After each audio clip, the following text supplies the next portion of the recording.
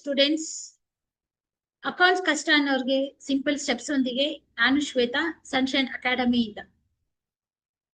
Accounting for partnership firm business ನಲ್ಲಿ ಕೆಲವೊಂದು concept already ನಾವು ಅಪ್ಲೋಡ್ ಮಾಡಿದೀವಿ. ಇಂಟ್ರೆಸ್ಟ್ ಆನ್ ಡ್ರಾಯಿಂಗ್ಸ್ ಹೇಗೆ ಕ್ಯಾಲ್ಕುಲೇಟ್ ಮಾಡಬೇಕು, profit and loss appropriation account ಹೇಗೆ ಪ್ರಿಪೇರ್ ಮಾಡಬೇಕು ಅನ್ನೋದು ನಿಮ್ಗೆ ಹೇಳ್ಕೊಟ್ಟಿದ್ದೀವಿ. ನೆಕ್ಸ್ಟ್ ಕಾನ್ಸೆಪ್ಟ್ ಸ್ಟಾರ್ಟ್ ಮಾಡಿ. ಇವತ್ತಿನ ಕಾನ್ಸೆಪ್ಟ್ ಬಂದು ಗ್ಯಾರಂಟಿ ಆಫ್ ಪ್ರಾಫಿಟ್. ಫಸ್ಟ್ ನಾವು ತಿಳ್ಕೊಬೇಕು ಗ್ಯಾರಂಟಿ ಆಫ್ ಪ್ರಾಫಿಟ್ ಅಂದ್ರೆ ಏನು. ಈಗ ಬಿಸ್ನೆಸ್ ನಲ್ಲಿ ಇರೋ ಪ್ರಾಫಿಟ್ ನ ಹಳೆ ಪಾರ್ಟ್ನರ್ಸ್ ಏನ್ ಮಾಡ್ತಿರ್ತಾರೆ, ಡಿಸ್ಟ್ರಿಬ್ಯೂಟ್ ಮಾಡ್ಕೋತಾ ಇರ್ತಾರೆ.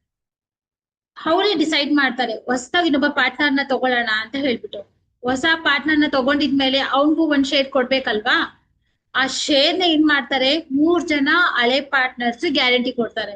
ಕಂಪನಿ ಪ್ರಾಫಿಟ್ ನಲ್ಲಿ ಸ್ಪೆಸಿಫೈಡ್ ಇಷ್ಟು ಅಮೌಂಟ್ ನಾವ್ ನಿಮ್ಗೆ ಕೊಟ್ಟೇ ಕೊಡ್ತೀವಿ ಅಂತ ಹೇಳಿ, ಅದನ್ನ ಗ್ಯಾರಂಟಿ ಆಫ್ ಪ್ರಾಫಿಟ್ ಅಂತ ಹೇಳಿ ಕರಿತೀವಿ. ಈ ಗ್ಯಾರಂಟಿನ 3 ಜನ ಹಳೆ ಪಾರ್ಟ್ನರ್ಸ್ ಸೇರಿ ಕೊಡ್ಬೋದು, ಇಲ್ಲ ಅಂದ್ರೆ ಒಬ್ರು ಸಹ ಏನು ಗ್ಯಾರಂಟಿನ ಕೊಡ್ಬೋದು ಹೊಸ ಪಾರ್ಟ್ನರ್ಗೆ. ಸೊ ಹಳೆ ಪಾರ್ಟ್ನರ್ಸ್ ಹೊಸ ಪಾರ್ಟ್ನರ್ಗೆ ಪ್ರಾಫಿಟ್ ಗ್ಯಾರಂಟಿ ಕೊಟ್ಟೇ ಕೊಡ್ತೀವಿ ಅಂತ ಹೇಳೋದನ್ನ ಗ್ಯಾರಂಟಿ ಆಫ್ ಪ್ರಾಫಿಟ್ ಅಂತ ಹೇಳಿ ಕರಿತೀವಿ. ನಿಮ್ ಕ್ಲೀನ್ ಆಗಿ ಅರ್ಥ ಆಗಿದೆ ಅನ್ಸುತ್ತೆ. ಗ್ಯಾರಂಟಿ ಯಾರು ಕೊಡ್ತಾರೆ, ಹೊಸ ಪಾರ್ಟ್ನರ್ ಕೊಡ್ತಾರೆ. ಯಾರು ಕೊಡ್ತಾರೆ, ಹಳೆ ಪಾರ್ಟ್ನರ್ಸ್ ಕೊಡ್ತಾರೆ. ಹಳೆ ಪಾರ್ಟ್ನರ್ಸ್ 3 ಜನ ಸೇರಿ ಆದ್ರೂ ಕೊಡ್ಬೋದು, ಅಥವಾ ಒಬ್ಬನೇ ಪಾರ್ಟ್ನರ್ ಆದ್ರೂ ಕೊಡ್ಬೋದು. ಅದನ್ನ ನಾವು ಗ್ಯಾರಂಟಿ ಆಫ್ ಪ್ರಾಫಿಟ್ ಅಂತ ಹೇಳಿ ಕರಿತೀವಿ.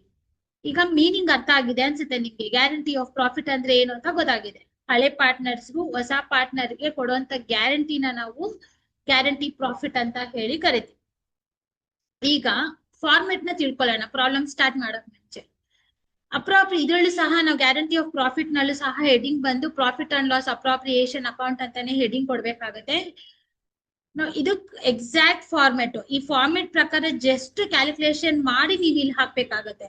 ಸೊ ಈ ಕ್ರೆಡಿಟ್ ಸೈಡ್ ನಲ್ಲಿ ನೀವು ಬರೋದು ಒಂದೇ ಎಂಟ್ರಿ, ಎಕ್ಸ್ಟ್ರಾ ಯಾವ ಎಂಟ್ರೀಸ್ ತಗೊಳ್ಬಾರ್ದು. ಕ್ರೆಡಿಟ್ ಸೈಡ್ ನಲ್ಲಿ ಒಂದೇ ಎಂಟ್ರಿನ ಬರೋದು, ಅದು ನಿಮ್ಗೆ ಪ್ರಾಫಿಟ್ ಅಂಡ್ ಲಾಸ್ ಅಕೌಂಟ್ ಆಗಿರತ್ತೆ. ಅಂದ್ರೆ ಕಂಪನಿಯ ಪ್ರಾಫಿಟ್ ಆಗಿರತ್ತೆ ಇದು.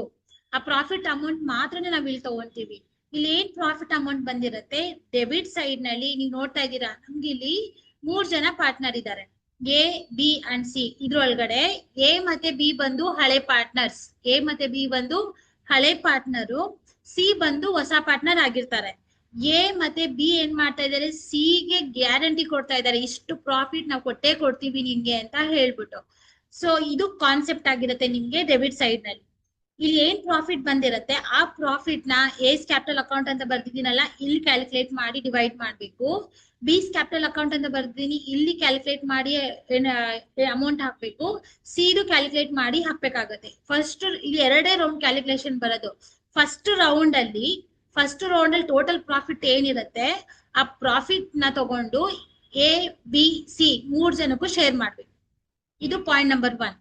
ಇನ್ನೊಂದ್ಸಲ ಹೇಳ್ತಾ ಇದ್ದೀನಿ, ಕಂಪನಿನಲ್ಲಿ ಏನ್ ಪ್ರಾಫಿಟ್ ಇರುತ್ತೆ, ಈ ಪ್ರಾಫಿಟ್ ನ ಫಾರ್ ಎಕ್ಸಾಂಪಲ್ 3:2:1 ಅಂತ ಹೇಳಿ ರೇಷಿಯೋ ಇರುತ್ತೆ ಅನ್ಕೊಳ್ಳಿ. ಈ ಟೋಟಲ್ ಅಮೌಂಟ್ ಏನ್ ಮಾಡ್ತೀವಿ, ಕ್ಯಾಪಿಟಲ್ ಅಂತ ಬರ್ದಿದ್ದೀನಲ್ಲ, ಆ ಪ್ಲೇಸ್ ಅಲ್ಲಿ ಮಾತ್ರ 3 ಜನಕ್ಕೂ ನಾವು ಡಿಸ್ಟ್ರಿಬ್ಯೂಟ್ ಮಾಡ್ತೀವಿ. First round of division of profit ಆಗಿರತ್ತೆ.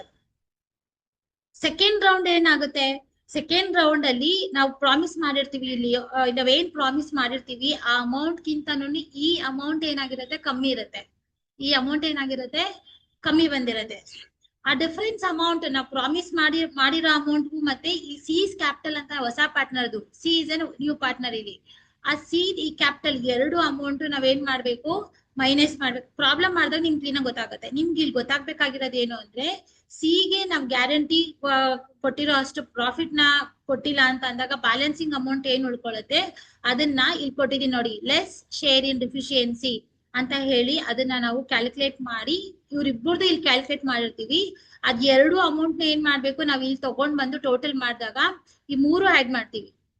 ಸಿಸ್ capital account, A's deficiency received, B's deficiency received ನ ಈ 3 ಆಡ್ ಮಾಡಿದ್ರೆ ನಾವೇನ್ ಗ್ಯಾರಂಟಿ ಕೊಟ್ಟಿದೀವಿ, ನಾವು ಪ್ರಾಮಿಸ್ ಮಾಡಿದೀವಿ, ಆ ಅಮೌಂಟ್ ನಿಮ್ಗೆ ಇಲ್ಲಿ ಬರುತ್ತೆ.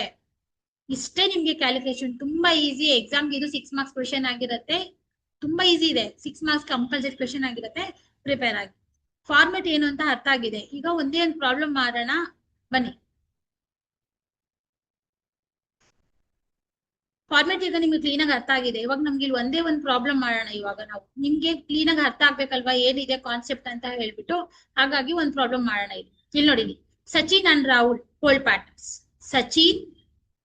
Sachin and Rahul were partners in a firm sharing profits and losses in the ratio of 3:2. ನೋಡಿ ಕ್ಲೀನ್ ನೀವು ಫಸ್ಟ್ ಅರ್ಥ ಮಾಡ್ಕೋಬೇಕು, ಹಳೆ ಪಾರ್ಟ್ನರ್ ಯಾರು, ಹೊಸ ಪಾರ್ಟ್ನರ್ ಯಾರು ಅಂತ ಹೇಳಿ. ಈಗ ನಮ್ಗೆ ಗೊತ್ತಾಗಿದೆ ಹಳೆ ಪಾರ್ಟ್ನರ್ ಯಾರು, ಸಚಿನ್ ಮತ್ತೆ ರಾಹುಲ್. ಅವ್ರ ಪ್ರಾಫಿಟ್ ಶೇರಿಂಗ್ ರೇಷಿಯೋ ಏನಾಗಿದೆ, 3:2 ಇದೆ. ಇದು ಅರ್ಥ ಆಗಿದೆ ಅನ್ಕೋದು. ನೆಕ್ಸ್ಟ್ ನೋಡಿ, they admit Dhoni for 1/6 share in the profit ಅಂದ್ರು. 1/6 ಶೇರ್ ಹೊಸ ಪಾರ್ಟ್ನರ್ ಯಾರು, ಧೋನಿ. ಅವ್ರಿಗೆ 1/6 ಶೇರ್ ನ ಅವರು ಕೊಡ್ತಾ ಇದ್ದಾರೆ. ಅಂಡ್ ಗ್ಯಾರಂಟೆಡ್, ತುಂಬಾ ಇಂಪಾರ್ಟೆಂಟ್, ರೆಡ್ ಮಾರ್ಕ್ ಮಾಡಿರೋದು ಈ ಕ್ವಶನ್ ಅಲ್ಲಿ ಹೈಲೈಟೆಡ್ ಆಗಿರುತ್ತೆ. ಗ್ಯಾರಂಟೆಡ್ ದಟ್ ಈ share of profit will not be less than 25,000. ನೋಡಿ ಗ್ಯಾರಂಟಿ ಕೊಡ್ತಾ ಇದ್ದಾರೆ. ಧೋನಿಗೆ ಅವರು 25,000 ಪ್ರಾಫಿಟ್ ಕೊಟ್ಟೇ ಕೊಡ್ತೀವಿ ಅಂತ ಹೇಳಿ ಸಚಿನ್ ಮತ್ತೆ ರಾಹುಲ್ ಏನ್ ಮಾಡ್ತಾ ಇದ್ದಾರೆ, ಪ್ರಾಮಿಸ್ ಮಾಡ್ತಾ ಇದ್ದಾರೆ, ಗ್ಯಾರಂಟಿ ಕೊಡ್ತಾ ಇದ್ದಾರೆ. Okay, next the total profit of the firm ಎಷ್ಟಾಗಿತ್ತು, 90,000 ಪ್ರಾಫಿಟ್ ಅರ್ನ್ ಮಾಡಿದ್ದಾರೆ. ಔಟ್ ಆಫ್ 90,000 25,000 ಗ್ಯಾರಂಟಿ ಕೊಟ್ಟಿದ್ದಾರೆ. ಧೋನಿಗೆ 25,000 ಪ್ರಾಫಿಟ್ ನಾವು ಕೊಟ್ಟೇ ಕೊಡ್ತೀವಿ ಅಂತ ಹೇಳಿ ಸಚಿನ್ ಮತ್ತೆ Rahul. Calculate the share of profit in each partners when the guarantee is given by the firm. ನಾವಿಲ್ಲಿ ಏನ್ ಮಾಡ್ಬೇಕು, ಪ್ರಿಪೇರ್ ಅಪ್ರಾಪ್ರಿಯೇಷನ್ ಅಕೌಂಟ್ ಅಂತಾನೆ ಇರುತ್ತೆ. ಸೊ ಲಾಸ್ಟ್ ವಿಡಿಯೋಗೂ ಈ ವಿಡಿಯೋನಲ್ಲಿ ಹೆಡ್ಡಿಂಗ್ ಚೇಂಜ್ ಆಗಲ್ಲ, ಅಪ್ರಾಪ್ರಿಯೇಷನ್ ಅಕೌಂಟ್ ಅಂತಾನೆ ಇರುತ್ತೆ. ಬಟ್ ಕ್ವೆಶನ್ ನೋಡಿ ನೀವು ಡಿಸೈಡ್ ಮಾಡ್ಬೇಕು. Interest on capital, salary, commission, interest on drawings ಇದ್ದಾಗ ಲಾಸ್ಟ್ ವಿಡಿಯೋನಲ್ಲಿ ನಾವು ಪ್ರಾಬ್ಲಮ್ ಹೆಂಗ್ ಸಾಲ್ವ್ ಮಾಡಿದೀವಿ ಆ ತರ ಮಾಡ್ಬೇಕು. ಈ ತರ ಗ್ಯಾರಂಟಿ ಅನ್ನೋ ವರ್ಡ್ ಇದ್ದಾಗ ಅಪ್ರಾಪ್ರಿಯೇಷನ್ ಹೆಡ್ಡಿಂಗ್ ಬರುತ್ತೆ, ಕ್ಯಾಲ್ಕುಲೇಷನ್ ಪಾರ್ಟ್ ಇವಾಗ ಹೇಳ್ಕೊಡ್ತಾ ಇದೀನಲ್ಲ ಆ ತರ ಮಾಡ್ಬೇಕಾಗತ್ತೆ. ಓಕೆ, ಸೊ ಇವಾಗ ಪ್ರಾಬ್ಲಮ್ ಸ್ಟಾರ್ಟ್ ಮಾಡೋಣ. ಈಗ ಫಸ್ಟ್ ಏನ್ ಮಾಡ್ಬೇಕು, ಕ್ರೆಡಿಟ್ ಸೈಡ್ ನಲ್ಲಿ ನಾವು ಪ್ರಾಫಿಟ್ ನ ತಗೊಳ್ಬೇಕು. ಕ್ರೆಡಿಟ್ ಸೈಡ್ ನಲ್ಲಿ ನಾವು ಫಸ್ಟ್ ಪ್ರಾಫಿಟ್ ನ ತಗೊಳ್ಳೋಣ. ಕಂಪನಿ ಪ್ರಾಫಿಟ್ ಏನಾಗಿದೆ, 90,000 ಪ್ರಾಫಿಟ್ ಇದೆ ಕಂಪನಿನಲ್ಲಿ. ಎಲ್ಲಿದೆ ಪ್ರಾಫಿಟ್, ಕ್ವಶನ್ ಅಲ್ಲಿ ನೋಡಿ. Total profit of the firm where 90,000 profit ನ ತಗೊಂಡಿದ್ದೀನಿ. 90,000 ಏನ್ ಮಾಡ್ಬೇಕು, ನಾನು ನಿಮ್ಗೆ ಇಲ್ಲಿ ವರ್ಕಿಂಗ್ ನೋಟ್ ಹೇಗ್ ಮಾಡ್ಬೇಕು ಅಂತ ತೋರಿಸ್ಕೊಟ್ಟಿದ್ದೀನಿ. ಇಲ್ಲಿ ನಾನು ಪ್ರಿಪೇರ್ ಮಾಡಿ ತೋರಿಸ್ತಾ ಇದ್ದೀನಿ. ನೀವು ಅಪ್ರಾಪ್ರಿಯೇಷನ್ ಅಕೌಂಟ್ ಪ್ರಿಪೇರ್ ಮಾಡಿ ಕೆಳಗಡೆ ನಿಮ್ಗೆ ಜಾಗ ಇರುತ್ತೆ, ಅಲ್ಲಿ ಈ ವರ್ಕಿಂಗ್ ನೋಟ್ಸ್ ನ ನೀವು ಅಲ್ಲಿ ತೋರಿಸ್ಬೇಕಾಗತ್ತೆ. ಸೊ ವರ್ಕಿಂಗ್ ನೋಟ್ ನಾನು ಸ್ಟಾರ್ಟ್ ಮಾಡ್ತಾ ಇದ್ದೀನಿ ನಿಮ್ಗೆ. ಇವಾಗ ಕಂಪನಿ ಪ್ರಾಫಿಟ್ ಎಷ್ಟಿದೆ, 90,000 ಪ್ರಾಫಿಟ್ ಇದೆ. ಈ 90,000 ಏನ್ ಮಾಡ್ಬೇಕು, ಸಚಿನ್ಗೆ, ರಾಹುಲ್ಗೆ, ಧೋನಿಗೆ ನಾವಿಲ್ಲಿ ಶೇರ್ ಮಾಡ್ಬೇಕಾಗತ್ತೆ. ಯಾವ ರೇಷಿಯೋನಲ್ಲಿ ಶೇರ್ ಮಾಡ್ಬೇಕು ನೋಡಿ, 3:2 ಬಂದು old ratio, old partners old ratio. New ಪಾರ್ಟ್ನರ್ಗೆ 1/6 ಅಂತ ಹೇಳಿದ್ದಾರೆ ಅಲ್ವಾ, ಕೇಳಿಸ್ಕೊಳ್ಳಿ. 3+2 ಮಾಡಿದ್ರೆ 5 ಆಯ್ತು. 3+2 ಮಾಡಿದ್ರೆ 5 ಆಯ್ತು. ಧೋನಿಗೆ ಎಷ್ಟು ಕೊಡ್ತಾ ಇದೀವಿ, 1/6 ಶೇರ್ ಕೊಡ್ತಾ ಇದೀವಿ. ಸೊ 3+2 +1 ಮಾಡಿದ್ರೆ 6 ಬರುತ್ತೆ. ಸೊ ದ ಫೈನಲ್ ರೇಷಿಯೋ ಏನಾಗುತ್ತೆ, 3:2:1 ಆಗುತ್ತೆ. ಅದೇ ರೇಷಿಯೋನ ನಾನು ಇಲ್ಲಿ ತಗೊಂಡಿರೋದು. ಸಚಿನ್ ಶೇರ್ ಏನಾಯ್ತು, 3 ಬಂದು ಸಚಿನ್ ಆಗಿತ್ತು, 2 ಬಂದು ರಾಹುಲ್ ಆಗಿತ್ತು, 1 ಬಂದು ಧೋನಿದಾಗಿತ್ತು. ಅದನ್ನ ನಾವು ಇವಾಗ ಕ್ಯಾಲ್ಕುಲೇಟ್ ಮಾಡ್ಬೇಕು. 90,000 ಇಂಟು 3 ಡಿವೈಡೆಡ್ ಬೈ 6 ಮಾಡಿದ್ರೆ ನಮ್ಗೆ ಇಲ್ಲಿ 45,000 ಬರುತ್ತೆ. ನಿಮ್ಗೆ 45,000 ಬರುತ್ತೆ. ನಿಮ್ಗೆ ಯಾವ ಶೇರ್ ಇದು, ಸಚಿನ್ ಶೇರ್ ಇದು. ಅದಾಗಿದ್ಮೇಲೆ ರಾಹುಲ್ಗೆ 90,000 ಇಂಟು 2 ಡಿವೈಡೆಡ್ ಬೈ 6 ಮಾಡಿದ್ರೆ ರಾಹುಲ್ ವ್ಯಾಲ್ಯೂ ಬಂದು ನಮ್ಗೆ ಇಲ್ಲಿ 30,000 ಬರುತ್ತೆ. ಧೋನಿ ಶೇರ್ ಬಂದು 90,000 ಇಂಟು 1 ಡಿವೈಡೆಡ್ ಬೈ 6 ಮಾಡಿದ್ರೆ ನಮ್ಗೆ ಇಲ್ಲಿ 15,000 ಬರುತ್ತೆ. ಓಕೆ, ನಾನು ಇಲ್ಲಿ ಏನ್ ಕ್ಯಾಲ್ಕುಲೇಟ್ ಮಾಡಿದೀನಿ ಆ ಅಮೌಂಟ್ ನ ನಾನು ಇಲ್ಲಿ ಹಾಕೊಳ್ತಾ ಇದ್ದೀನಿ ಇವಾಗ ನಿಮ್ಗೆ. 45,000 ರಾಹುಲ್ದು, ಸಾರಿ ಸಚಿನ್ದು. ರಾಹುಲ್ ಬಂದು 30,000 ಇದೆ. ರಾಹುಲ್ ಬಂದು 30,000 ಅಂಡ್ ಧೋನಿ ಬಂದು 15,000. ಧೋನಿ ಬಂದು 15,000 ಇದೆ.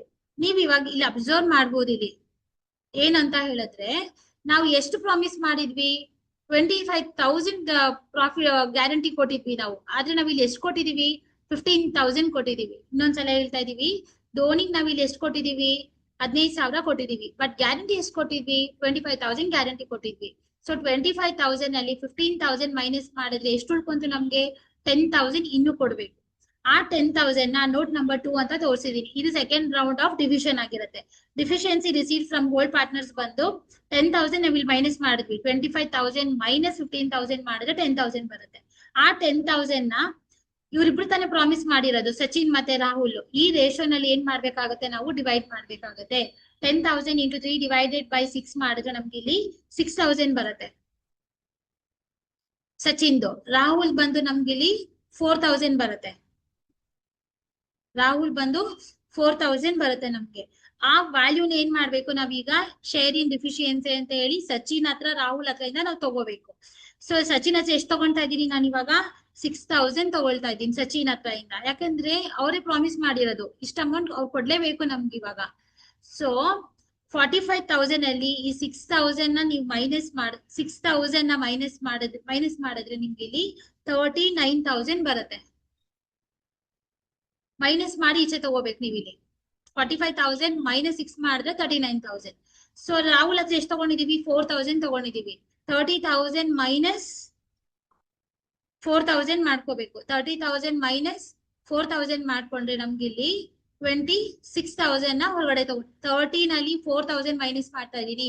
ಸೊ ನಮ್ಗೆ ಇಲ್ಲಿ 26,000 ಬರುತ್ತೆ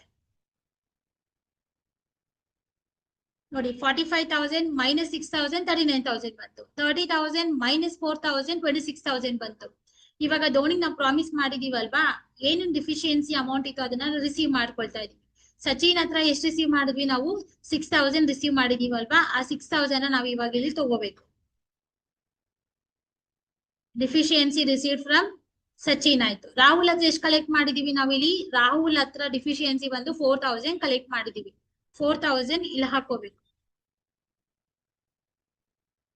ಆಡ್ ಮಾಡಿ 6 ಪ್ಲಸ್ 4 ಬಂದು ಈ ಮೂರನ್ನ ಆಡ್ ಮಾಡ್ಬೇಕು ಇವಾಗ. 15,000 ಪ್ಲಸ್ 6,000 21,000 ಆಯ್ತು. 21,000 ಪ್ಲಸ್ 4,000 ಮಾಡಿದ್ರೆ ಟೋಟಲ್ ಅಮೌಂಟ್ ಎಷ್ಟಾಯ್ತು ನಮ್ಗೆ ಇಲ್ಲಿ, 25,000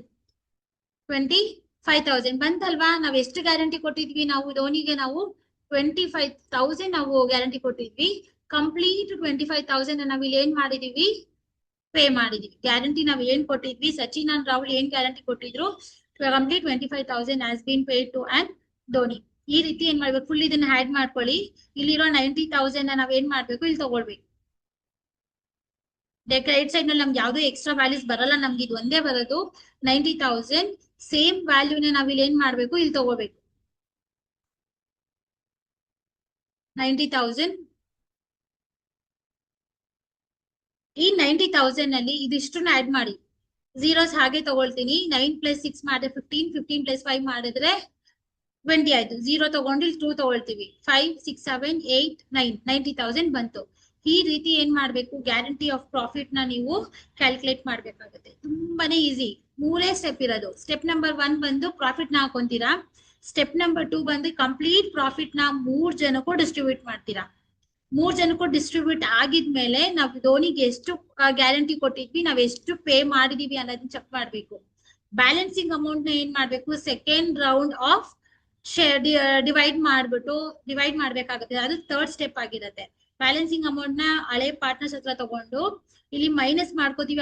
ಹಳೆ ಪಾರ್ಟ್ನರ್ಸ್ ಜಾಗದಲ್ಲಿ ಹೊಸ ಪಾರ್ಟ್ನರ್ ಅದನ್ನ ಆಡ್ ಮಾಡಿದಾಗ ಏನಾಗುತ್ತೆ, ಇಲ್ಲಿ ಬಂದಿರೋ ಪ್ರಾಫಿಟ್ ಸೇಮ್ ಬರ್ಬೇಕು.